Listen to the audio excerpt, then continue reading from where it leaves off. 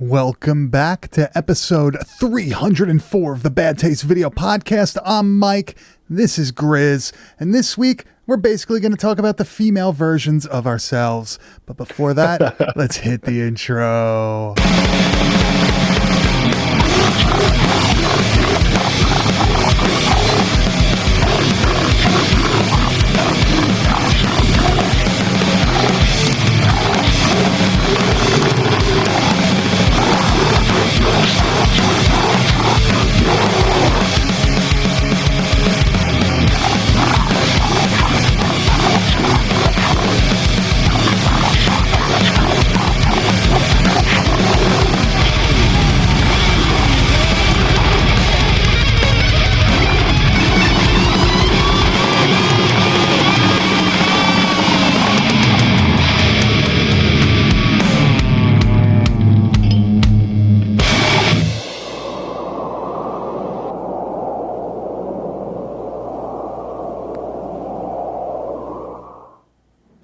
Cemetery Sisters.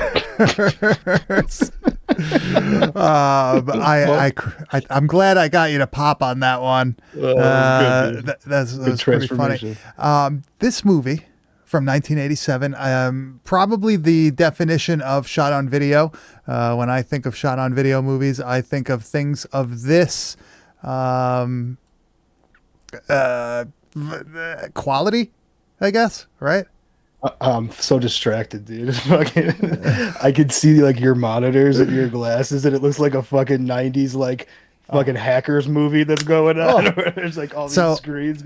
So I'm setting up and everything, and like we go back, and I come and I sit down, and I just look into my lights, and I'm just blinded immediately. And I'm like, dude, I gotta put the glasses on. I can't see anything. I have two like LED boards in front of me. I have like one, like a light to the right, got a light to the left. It takes a lot of wattage to a lot of lumens to do this green screen shit. But Cemetery Sisters, man, this is an interesting one. We've covered things in the past. There is what? So what's more you cut out? Some Nick Millard movie yes action. Yes. We actually get we get fucking shit from Death Nurse and stuff and Criminally Insane in this. That's what one of our main characters goes to see in the theater, which is incredibly funny. Cool. Hello, Brendan Timmons. Hello, Cemetery and Chill. Hello, it's Silhouetted Animator. The beard has been gone for like what, two weeks or something like that. It's been a bit. It's coming back, but I gotta cut that shit. I have no hair on the top of my head, but this stuff just keeps coming. If you were here for the the fucking Death Nurse episode, if you watch Death Nurse also, you're going to be very familiar with the stylings of Nick Millard at the time period here in the late 80s. A lot of things are going to be very familiar to you, like the house, for instance, that we're going to be seeing here is the exact same house. You're going to be seeing a lot of the similar characters, people-wise and stuff like that. This just kind of seems like Nick's like inner circle at the time, probably Nick's house or one of his friends' houses, or I'm guessing, or some shit. So if you were part of that episode, or if you watched that, you know what to expect with this. But I will say I like this one more than fucking Death Nurse. Yeah, I agree. I think this is a better movie than Death Nurse, but we also get the same rat clips in this movie as in the other. But this one definitely has like the same feeling as Death Nurse, a similar plot, right? You have a pair of people that are offing other people for money through insurance, through inheritance. I was cracking up because it's the first time I've ever seen this. I've never seen this movie before. First time watch for you also, or you've seen this before? First time. Yeah. So I wasn't really, I wasn't sure what to expect. The movie is, according to IMDb, it's an hour and 1 minute. According to YouTube, it's 58 minutes or something. And if you really count like movie time, there's about 46 minutes of original footage in this. Maybe a little less, maybe 44 included with the credits. Footage, probably, yeah. Definitely. One thing I'm going to say is, though, Props to the Japanese gore filmmakers because, you know, a movie like fucking Biotherapy, which is a similar runtime, Oh, is just wild compared to this. same But time period, right? 86, yeah, 87. yeah. But this does have other things going for it. This has that American shot on video weirdness, where it's nothing really like, you know, certain things don't get resolved, certain things don't make sense. The characters are played by people who can't really act, but for whatever reason, it works in the grand scheme of the whole thing. I personally was shocked at how much I enjoyed this movie.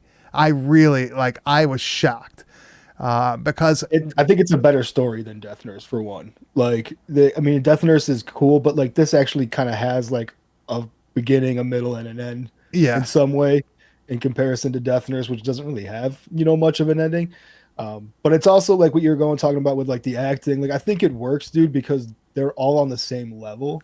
yeah, Like there's no like shining star who's like, man, that person can actually fucking, act, they got the chops or whatever. But like I think everybody's just kind of like equally awful. So it feels like a world that they exist yeah, in. yeah. You know? All the dudes, like I guess we could consider them Johns almost. Yeah, the bows. Yeah, they all are terribly acted. They all have like Troll 2-esque line delivery. But it really makes it for a good movie, a really entertaining movie. This movie would be awesome to watch with a group of people. I think, But yeah. yeah. I don't know. I don't know what I was expecting when we said we were going to do this, and that like, yeah, let's watch it, because my man Bruce sent me a bootleg copy of this because he has an original copy of the tape, and I didn't watch it because we've been using like those, convention tapes or whatever the fuck you want to call them. I don't know. They're just in white. They're in white sleeves, baby. And they ain't trying to pass it off as shit just so I can watch the movie. But like we pull from that every once in a while because he's got an awesome collection. He's got a lot of good shit that we definitely would want to use for the podcast. So, eventually when you were like, yo, you want to do this? I'm like, yeah, that's one of the things that we have that we've, had in the old treasure chest. And I really had no idea what the movie was about. I had no idea that it had any connection to like Death Nurse or any of that stuff. I was like when I realized that it like was actually the same people. It was at the point when the aunt comes over. And I was like, oh my God, lady. that's the drunk lady. Yeah. I was like, man, I'm 100% in. But why don't you give a little synopsis of this movie? Very easy to do. Yeah, and I love this. This whole setup is great. Two sisters who were raised by a mortician, and got brutally, picked on for it. Grow up to want to start their own business. So to raise capital for that business, they take on different husbands and then kill them for all they have, and move on to the next. Yeah, so a similar idea to Death Nurse, where they're taking in the patients and they're robbing the state of funds because they're saying that they're there, but they're really dead. Similar idea. But for whatever reason, like the main characters of this movie are really likable. I have no idea why, because they don't really do anything to make you like them, but just like the flashbacks of like the awkward like little girl standing there doing the hair of the corpse and shit. Like it's just I naturally root for the bad guy always in a movie. Yeah, well, and they're just like so easily, likable. I mean, and like, when you hear the whole backstory of them, getting fucking picked on and all that, you're like, oh, there's, some kind of sympathy card, I guess, they could play in that regard. But I don't know, man. They are definitely like the one sister more likable than other, in my opinion. But that's just my personal taste. Yeah. But they are like super fucking cool, man. I'm not gonna lie. The idea, and like I think what makes them cool too is how like calculated and cold they are about it. Like no time in like this movie is there ever like genuine feelings. Like sometimes that's like a plot twist where like they're doing this and then like, oh, the one girl actually falls for this fucking person, and like there's like gonna a conflict. They're just cold. They're like, this is the plan. we're gonna fucking do it until we can make it happen. Yeah, well, that's the whole thing that like I was waiting for the double cross, but it never Yeah, comes. oh, yeah, of Like course, even me the too, ending, yeah. I was waiting for the cross at the end, and it never comes. And I thought that was awesome. Happy ending. I love when there's like a group of bad guys or whatever, and they don't like they are one group. They don't turn on each other. They don't give each other up. The devil's rejects type shit, man. Where sure. like, you know, to the grave, they're like one fucking solid entity. And I like that that's how this is. And I also like the fact that they're never quite in danger. There's no suspense of them being caught. Yeah. Right? Every kill Like- is just like matter of fact. There's like Yeah. no struggle. Like Yeah, it's- nobody gives a fuck about these dudes. Like they're, you know, they're I guess just nobodies. But one thing that I did really like in this movie By the way, is the that hats definitely stay on. You'll never see us. dude, with the fucking hat. neither of us have hair, so like both Yeah, of us you have don't- shaved heads. don't I want- look like a professional wrestler. He looks like a lumberjack. Yeah, you look like you're from the fucking Yukon, bro. You're like Yukon dude. Cornelius. I got you. There it is. One thing that I really like about this movie, one of the ways that they find one of the victims is that they use a video dating service. Now, here's something that maybe the people that are a little bit younger don't know is that before there was Tinder, before there was Bumble, before there was any of these other, I don't know what the fuck people use, you would fucking make a video of yourself, send it into this fucking place, and like they would like match you up with other people. Like you would watch other Video people's dating services, videos. man. Yeah, a video dating service. So now I've seen plenty of compilations of like real recordings from these things. I'm going to play a clip from this movie, and I'm going to tell you that there's 100% tons of real tapes out here like this of people talking just all stiff. Just, you know I how it love, goes. like, get a there's probably a compilation on YouTube, but these are like the cringiest, like most awkward It's videos hard. now to look back on. Dude, it's hard to monologue about yourself, and like Oh, you're I trying could to never, find dude, you kidding? you're trying to find like love, and you have to like put yourself out there Minute. on a video. And this is back in the 80s and the 90s where like you weren't FaceTiming people. You didn't have a fucking camera at your disposal all the time. That's just instant photos and all that shit. So like this was awkward as fuck. But let me roll this because it gives you an idea of what, you know, the dialogue is like in this film. I'm 22 years old. I'm 5'5", and I weigh 115 pounds. Height and weight you're given. I've never done Like a this Super 8 before, camera. so I'm a little shy about it. I'd like to meet a very nice man. Age doesn't matter. I think my mom Someone had that who is haircut. financially secure, affectionate, kind, like myself.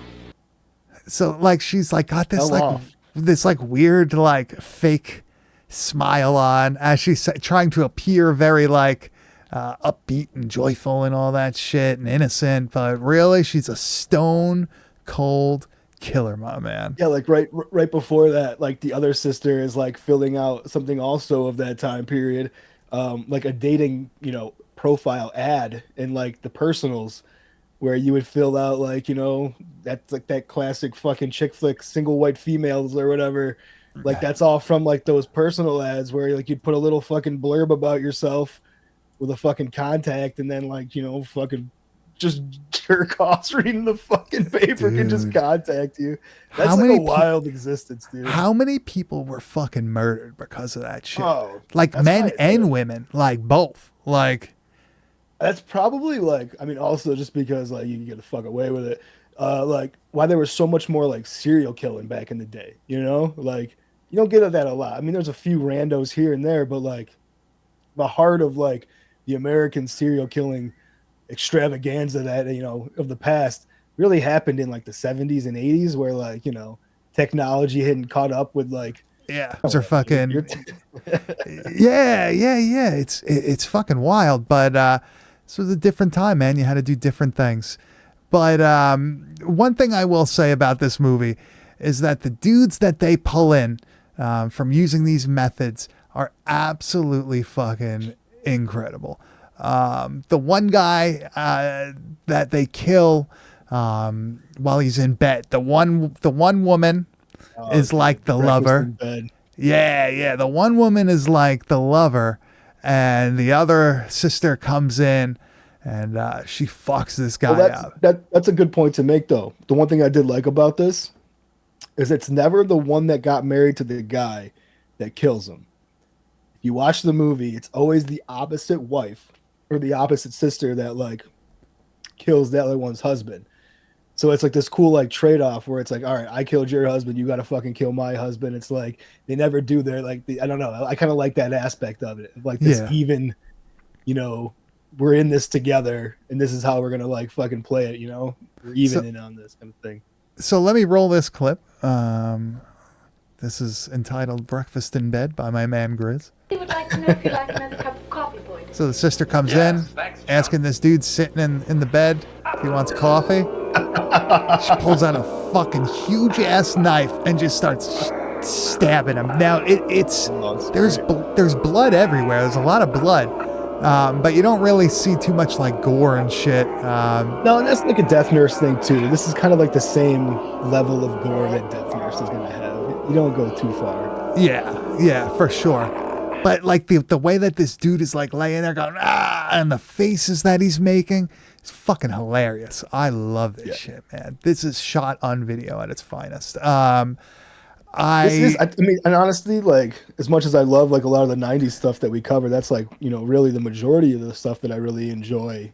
There's something about like 87, 86, 87, where like the shot on video stuff was just like really like, I don't know, special in a way. I don't know if it was just like because like you kind of, I think we talked about it before, where like you had to have somewhat of a connection to like actually be able to make it. You know, home videos weren't what they were in the 90s, you know, like the cameras and stuff like that. They're much more, you know, available then. Yeah. So like you still had to have somewhat of like an idea with that, you know, with some merit that you could actually put a little bit of funding into and stuff. And I think that's why you get stuff like video violence and like, you know, it's just stuff like this Nick Millard stuff that we've been watching, man. Like it's like something that has that certain vibe about late 80s shot on video. Yeah. Well, what's cool with him and, I mean, we do see it with some of the other guys from this time period too. In the 90s, they do it.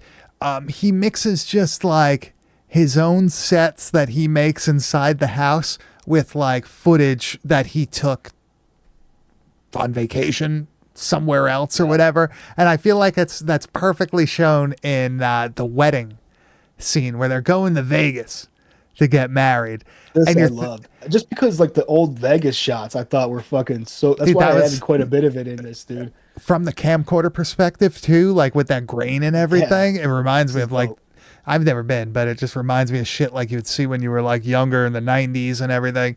And I really do like the idea of like mixing, you know, I guess you could say almost like B-roll stock footage with, you know, people actually acting things out inside of a bedroom somewhere.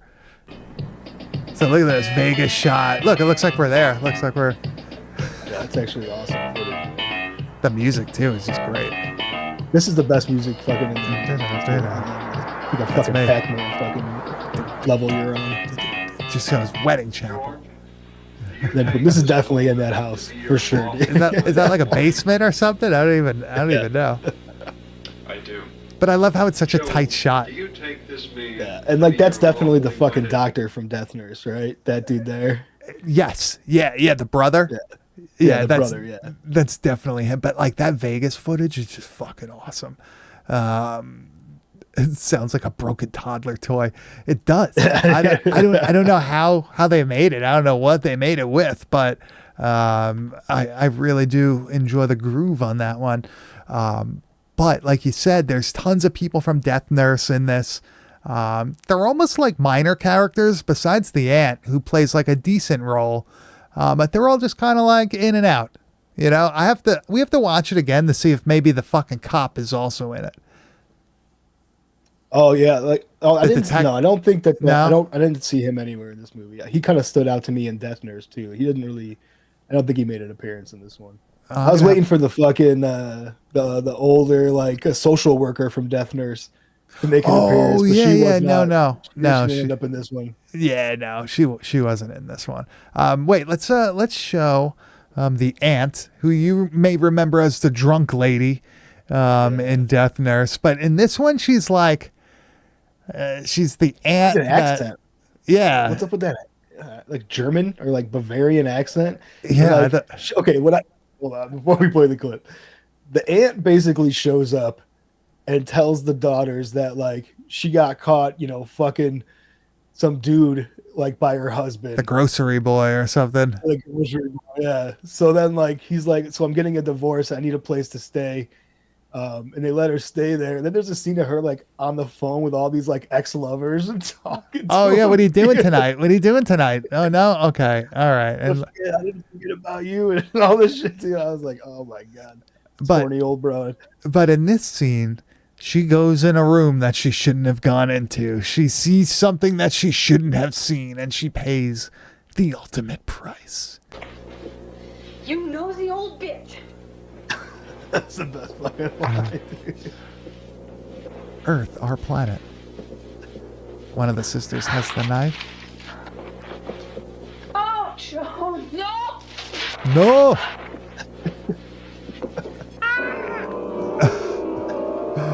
Oh, I thought there was more dialogue in this, but yeah, she ends up getting fucking stabbed the fuck up. This actually looks pretty fucking violent. That Pretty, actually is a good pretty violent crazy. kill on that one. Yeah, I know, yeah. yeah, I know. That is like the perfect line delivery. You nosy bitch. Dude, It's, there's like, a so ton- matter of fact. There's a ton of that shit in this movie, right? Like a ton of funny lines. And I think it's because the one sister plays everything so deadpan, right? Like the Oh, yeah. serious one, like she plays everything like so fucking just straight. And it works. So it makes it like a great pairing. And like one of my favorite kills is where like the long-haired sister, she kills like the one in the desert for the doctor there that we just saw from the fucking Death Nurse. We just saw him getting married there in Vegas. On the way back from Vegas, they take a little fucking pit stop, and she ends up fucking taking out that guy. Ooh, I'm playing it. Hold on.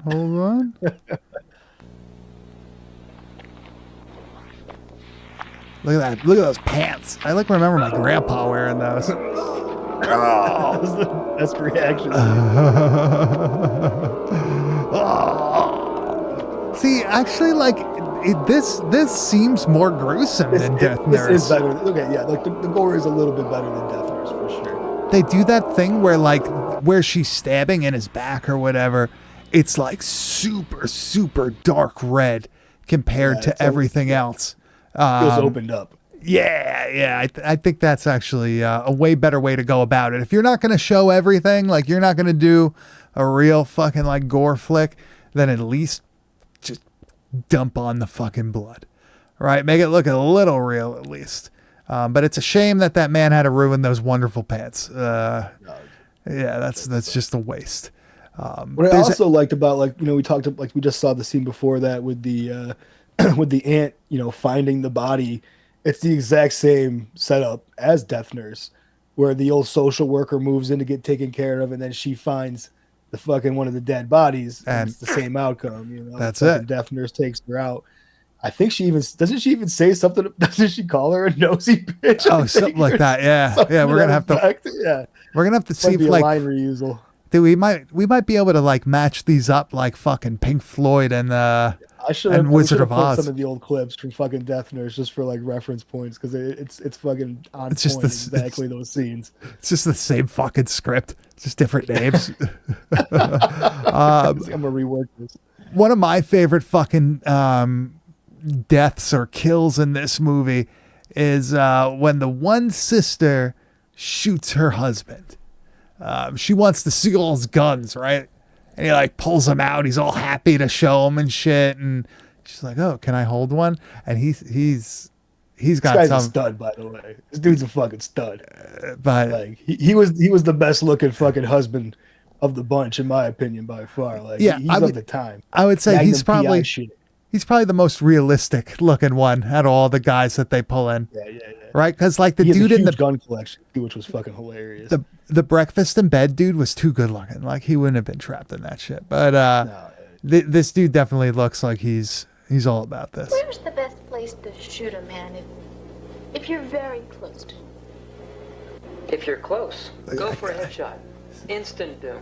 Similar facial hair. I'm pretty close to that. So yeah, she puts the Don't do that. 357 You should never point a gun at a right man up to unless his you intend face. to shoot him. I know. See, that's an awesome line. Dude, that's an That is a awesome good line shot. too. yeah. But that would have made way more of a mess. That fucking Oh yeah, 357 would have tore that shit up. That would have been bad. If it looked like the fucking Mayhem cover of that Yeah, that would have been rough. Black Hearts, fucking Dawn of Was- the Black Hearts cover. Was that him who had a pretty rough line though? Like right before that? Oh, dude, yeah. Warning, That guys. dude took it a little far in this movie. Yeah, that dude drops a hard R in this Dude, movie. I was like, it's so like, whoa. Yeah, it's out of like, dude, where the fucking nowhere. fuck? Yeah, that's why he got fucking the 357, man. He got the Not a fan convertible. of communist either. So if you're Yeah. that, look out. Yeah, they're just like plowing through these dudes. They don't give a fuck, no remorse. They don't even care about their own family, obviously, because they're killing their aunt and shit. Who, the one was like, "Oh, that's my favorite aunt," and like for a second she pauses, and she's like, Yeah, but then whatever. Yeah, and because the one goes, "Hey, she got a will? You think she put her favorite niece in that?" And the one's like, "Oh, So it that just wasn't goes an back issue. to that, like, they never deviate from the plan, man. Like, everything's about getting the money together. They need 400,000 was like the fucking thing. And there's like a cool scene here where like we kind of get it's like the explanation scene of like, because before this we like, as a viewer we don't really know what the overall purpose of them killing all these guys. We know it's Yeah. for the money. We see that they're just, but like we didn't realize there was more to it than just they want to get fucking rich. Baldwin. I don't think that's a good idea. The police will be overly suspicious. He wants to Have you involve forgotten one why of we're the dead doing people all already. this? I haven't forgotten. We'll soon have the 400,000. And with it, we'll open the best funeral home in San Francisco.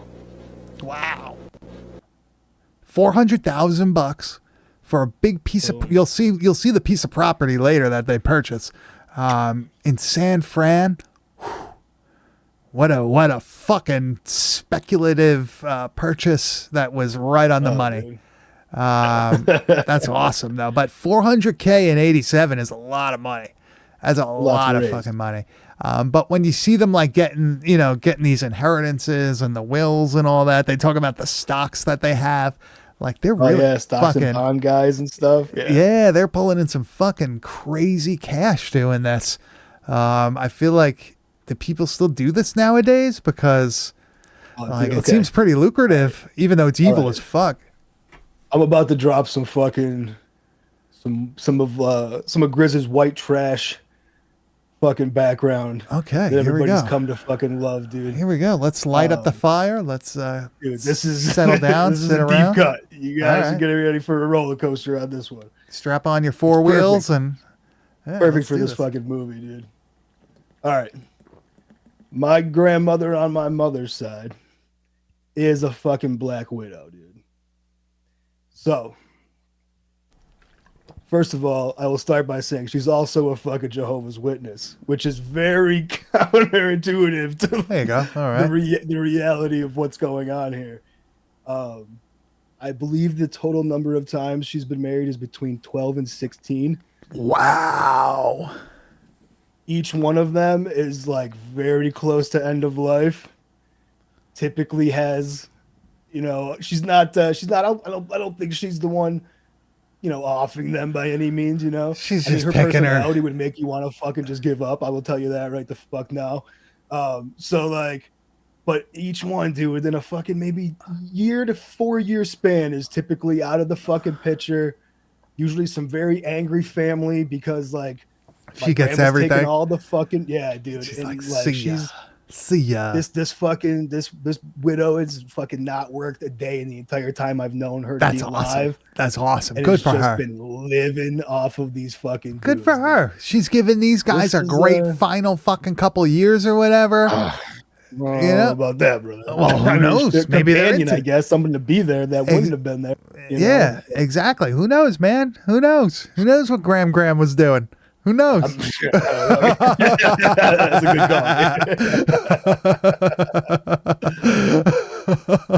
call. We're gonna move on from that. We know. That's too good. That's the perfect high note to end on. So. But they do end up achieving their goal, right? Nothing bad happens. They're never in danger. I have the clip of when they finally purchase their fucking plot, their whole cemetery. And at first you think they're just buying like a little funeral home, but it looks like like they bought the fucking Return of the Living Dead fucking set. All right, now tell me, what's the surprise? Why It's are a we here? huge cemetery. It's ours. This is ours? Yes. And complete with that lovely little mortuary. Over there on the hill. Look, huge. Yes, really. I gave the realtor the deposit late yesterday. I love how happy they are. Yeah, look at that. Look at this is us dancing. Rolling around. I don't know if anything would ever make me that happy. Maybe a new I wish motorcycle. it could make me that happy, dude. Yeah, maybe a motorcycle. If somebody wants to buy me a new one, that would be great. But I don't think I'd ever dance. That's like a little. I don't know, man. Depends. It depends on the situation, you know. If I got a few drinks in me, I might boogie a little bit. I'm gonna hold you to that. I'm gonna hold you to that one, man. I'm gonna turn the. You I'm would. gonna turn the black lights on. I'm gonna turn the fucking everything. I'm gonna. You You know, got the black lights. I know. dude, that. I'm gonna order the fog machine to be here. You're gonna be getting Oh, fucking dude. down. I'm getting down, dude. I That's don't even it. know. That's it. You sit there with your jaw on the floor. Like, wow, God. Ain't nothing wrong with moves. that.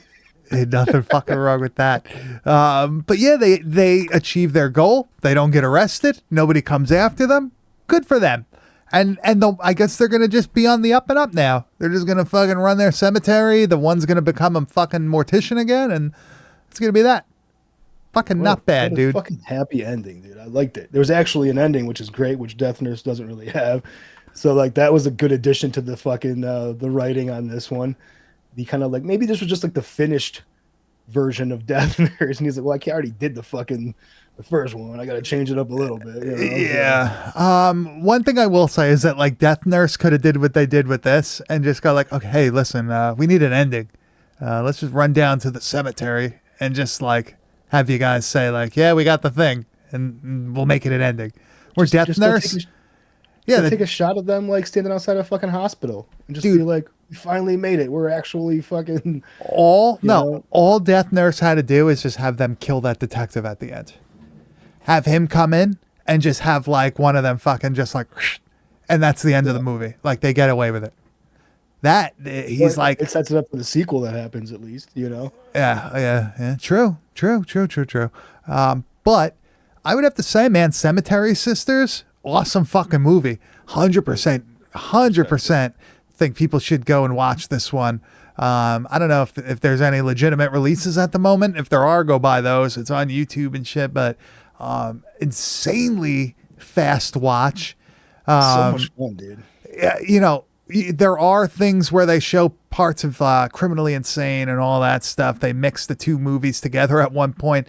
The sisters at the theater as a kid watching those movies. I thought that was pretty cool. It ties the world together a little bit. I thought that was love the kid that they use to play the for sister. the little girl. Oh my god, dude, she was perfect for that role. I could see her growing up to be that girl, like 100%. Like when the good dad is casting. like using the fucking pump, the hand pump, and she's like, "What are you doing?" And he's like, "Did you finish your homework? Sure, here you go, try it out." And she's sitting there pumping the shit, like all happy. Embalming the fucking dude, yeah. Dude, I love that. I was a great love that. character. Yeah, that was an awesome touch to this movie. And The best actress in the movie was that fucking Yeah. You know what? The other thing that's like 100% an awesome thing about this movie, that opening like pre-title card ad for like some like the distribution company or whatever. Yeah, that like, dude, it looked like a fucking like arcade game fucking screen. Yeah, what was that? Missouri, so dope. Montana? I don't remember. It What was the in fuck. Missouri. I remember that because I was like, damn. Remember, just like it was like Incredibly Strange Video Works, and like the fucking PO box was like somewhere in Montana or Missouri, and I was like, damn, dude. Like, just imagine this like little fucking small town in Missouri. This dude's just running this fucking like basically like a tape sign in a way, just like this underground fucking movie kind of collection type thing that he was doing. Yeah. That would be so fucking cool to like that would be like the fun part of like the lack of technology is like the creativity you would come up with in order to like share you're like things that people are into that the mainstream isn't really fucking getting down with at the time. Yeah, you had to actually put effort to get your shit seen. Effort. I think that's the big thing about back then. That's like You really had to want it. Effort.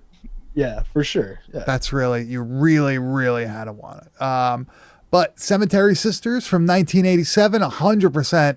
I guarantee you'll like this movie. It's fucking awesome. But next week, Grizz, we're going to be covering a movie that you watched and we're like, dude, you have to watch this shit. And I was like, okay, I will. And now we're going to cover it. It's called Ravage from 1997. Or Sortor. So yeah, Sortor. Ronnie Sortor. Am I familiar with Ronnie? He did the movie Sinister from on the same time period, either like 96 or 98. Oh, that was him? Oh, okay. Yeah, not bad. All right, there we go. So this should be a fucking decent watch, and that's going to be next Tuesday night at 9 p.m. Eastern Standard Time on our YouTube channel, youtube.com/@BadTasteVideoPodcast, where it is available online. If you do a little bit of searching, you can definitely find it. Not to mention, fucking Ross over at Saturn's Core recently put this movie Ravage out on Blu-ray. So you could definitely, hit up the Saturn's Core, Instagram and shit like that. You can get it on there. After witnessing the brutal slaughter of his family by a vicious serial killer, criminal psychologist Gregory Burroughs wages the ultimate acts of self-justice to attain his vengeance. Yeah, dude. Fuck yeah, man. I told you, it's not like a straight fucking horror flick, dude. This is a revenge film, but like a really badass shot on video fucking like version of that kind of like story, kind of like a little bit Deadbeat at Dawn vibes, but like a more than like it's a 90s take on that kind of thing. So I think people are gonna like that one. So check it out next Tuesday night at 9 p.m. Eastern Standard Time. You can see the clips that we speak about, unless you want to just hear it in the podcast version, which you can find anywhere where podcasts are hosted. But Grizz, it's time. You know what it is. For the wide world of metal. Put your belts on, and rev your engines. Buckle up, motherfuckers. Yeah, some shit. Grizz, what did we listen to this week? Seriously, what the fuck did we listen to? Hailing from fucking Richmond, Virginia. Of course they come from fucking Richmond, Virginia. The band is called Restrictor Plate, which I think is a fucking awesome name for this band, considering that they are a slam metal band which pretty much focuses on NASCAR. There you go. Which is hilarious. Myself, not a huge fucking NASCAR guy, Not me neither, man. I'm not never really been my fucking thing. However, I can appreciate a good fucking hilarity-based slam band that kind of like takes poking fun at certain things, and these guys do a great fucking job. Not only is it like funny in a way, especially the names of the song and stuff we'll get into, but they're fucking a great caveman slam band, dude. They're fucking hard as fuck. Like they really have some great riffs in this album, dude. Yeah, where do you want to start? We got 3 clips for you guys, and they're all equally named something funny. Well, we'll start with the song that the album is named after, and that's Slamtona 500. I love the artwork.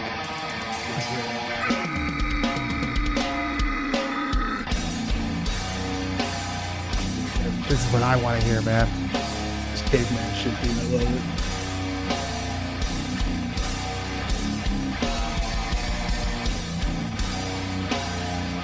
There's something like that's not like there's still a little bit of groove to the fucking riff. Yeah, you That, can like, really fucking holds nod it all your- together for You me. can nod your head to this, bro.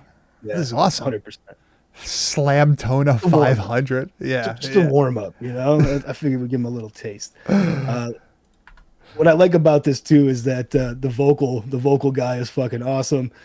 You know, there's a little bit of like your typical, you know, slam delivery vocal in it too, but like his like big long open, you know, low ends like that are so much fun, dude. It's really awesome because it's like a like an evolved version of like a pig squeal. Like these dudes get Yeah. so low now that it's like it's insane. You just hear that like emptiness of the stomach or wherever the fuck that's coming from. It's coming from the bowels. Dude. It's like all the way down. Just fucking pulling itself up. Okay, the next song I absolutely I love. You know what? I'm gonna save the one I love for last. We're gonna go with the fucking Earnhardt Stomp next. Okay. Which is just a fucking great name, also.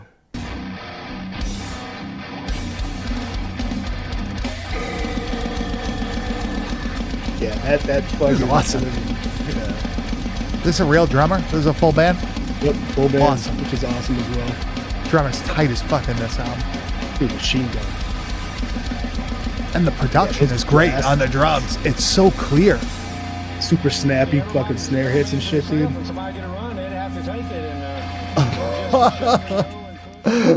Did you send this to Forrest? Does Forrest know about this fucking band? Oh, dude, I should absolutely send this to Forrest. Retro will fucking really enjoy it. And he's like from the area too. He'll really fucking get into it. The Earnhardt Stomp. I like that they have like the actual clips and shit in there too. Like that's awesome. I love Oh that. yeah, the audio. I've always been a big fan of that, dude. Like any band that's like that was like a thing for a while where it's like you'd have to have the fucking like it's big in like gore grind and shit like that. But it like moved out of gore grind for a while. A lot of like just metal bands were doing it with like the audio, the video, or the movie clip, you know, and shit like that or something. That was a big 90s thing. And hardcore, they did a lot of that. Then in the 2000s, like metalcore bands and all the grind bands and all that Joe shit. Whitney Dead immediately comes to mind, dude. They had albums that were just 90% fucking. And like I love clip. it. I love this shit though, and it's probably because we love movies so much. We love covering like these underground I always films and loved it. stuff, and like it's always fun trying to figure out what like the clips came from. Like, I mean, you obviously love fucking Mortician, and it's like you go and listen to the songs and stuff, and you know exactly where the clips are from. You know exactly what scenes they are. Oh, yeah. And then you start like wondering what the fuck is wrong with you that you've just listened like you just listened to like 123 songs and you've known every single clip that was played. It's like, wow, I've seen all those. I love the experience of when I'm watching a movie and there's a fucking audio clip that I've been wondering what fucking movie it came from a song that I love. That's awesome. That fucking moment dawns on you, like, holy fuck, dude, that's That's is it. finally it. That's an amazing feeling. So we got one more clip and Best for last. yeah, we Truck gotta nuts. we gotta save the best for last. Fucking truck nuts. Hold on. Maybe it'll fucking Oh, it'll play. hold on. Here we go.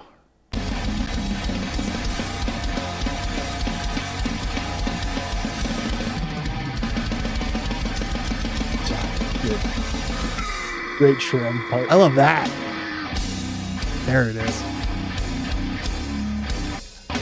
Ignorant fucking riff, dude. I can just Fucking picture like a 15-year-old Grizz punching holes in the wall with this. fucking Right through the freaking Mountain Dew. drywall.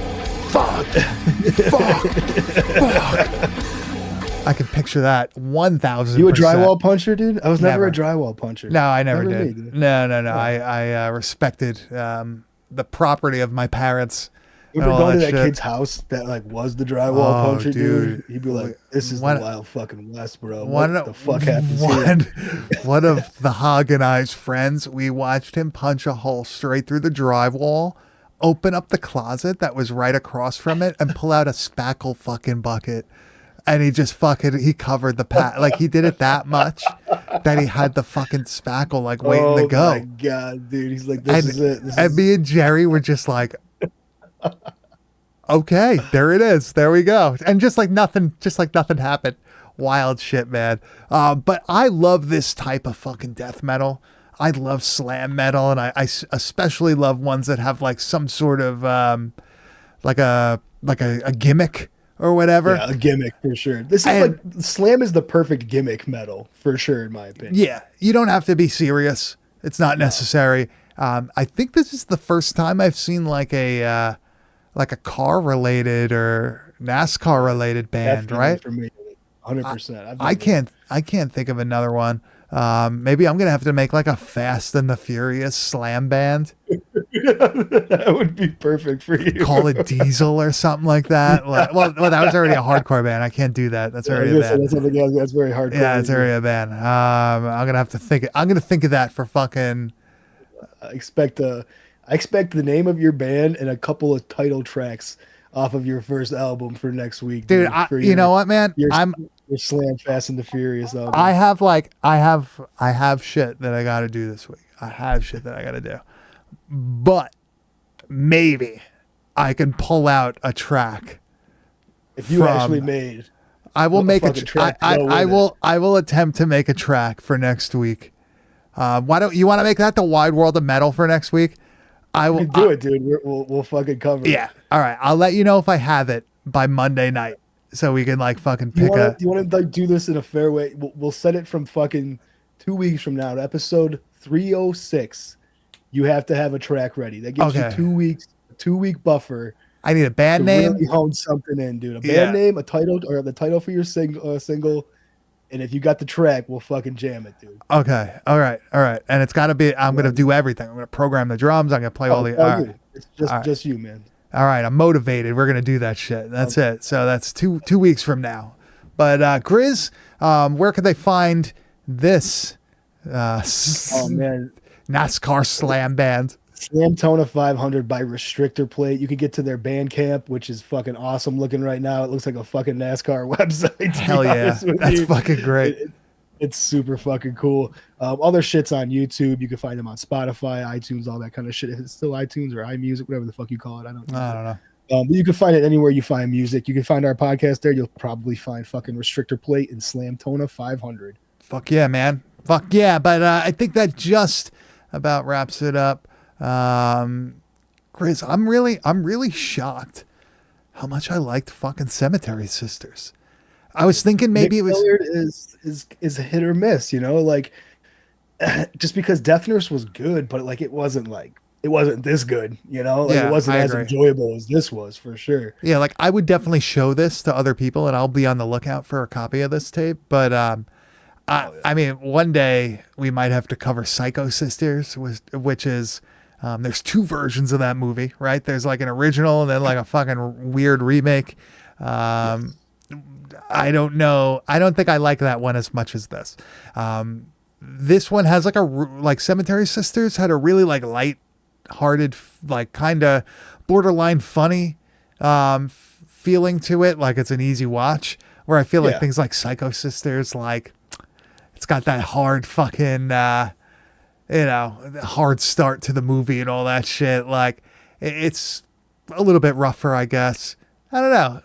I guess it's a personal preference thing also, so, my personal homework now for me that I've kind of like, decided that I need to find is a much later Nick Millard movie from 1999. Now, I don't know if this was just released in 99 and it was made a little bit earlier. To some of the screenshots I've seen from it look a little bit, dated compared to 1999. It looks shot on video. The movie is called Dracula in Vegas. And dude, the entire premise of this movie is amazing. A young German vampire arrives in Vegas in order to continue living. He bites on unsuspecting showgirls and hookers. I think that that alone is going to make for an amazing movie. If I can find it and I dig it, we will definitely be putting that one on the Nick Millard must-watch list. Yeah, I'm a fan of this shit now, dude. There's something weird about it. I've never seen that like tape or DVD anywhere. Like I wonder if that's. But then again, I was never looking for it.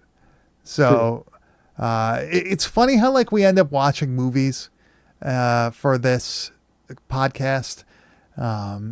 and like you end up just like starting to love these fucking directors, like me with Brian Paulin.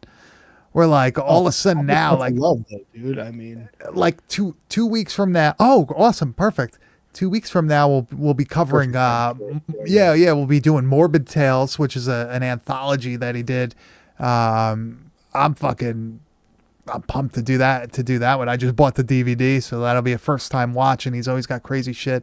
But like, you find these guys, you see At Dawn They Sleep, and it's like, okay, like that's gotta be a fucking like that's got to be the best thing he did, because that's the case most of the time. Like you find that one movie, it's awesome, and then the other ones aren't as good. For me, that is the best one that he did. I have yet to see one. Well, I feel like, to me, a lot of these movies, like Cryptic Plasm, is on the same level as At Dawn They Sleep to me. Like, I love that movie. I fucking love that movie. So now is the other one they were talking about watching now, is that going to be more of a true anthology and compared to Cryptic Plasma, or is that apparently Morbid Tales, if I remember correctly, is a bunch of shorts that he did like earlier. Like, it's not from 2020. It's from the late 90s. But like they filmed like a wraparound for it and all that stuff. But that one is going to be interesting. I've never seen it. I've never seen a copy, floating online somewhere or whatever. You have to buy it. So go buy it on eBay. He still sells them.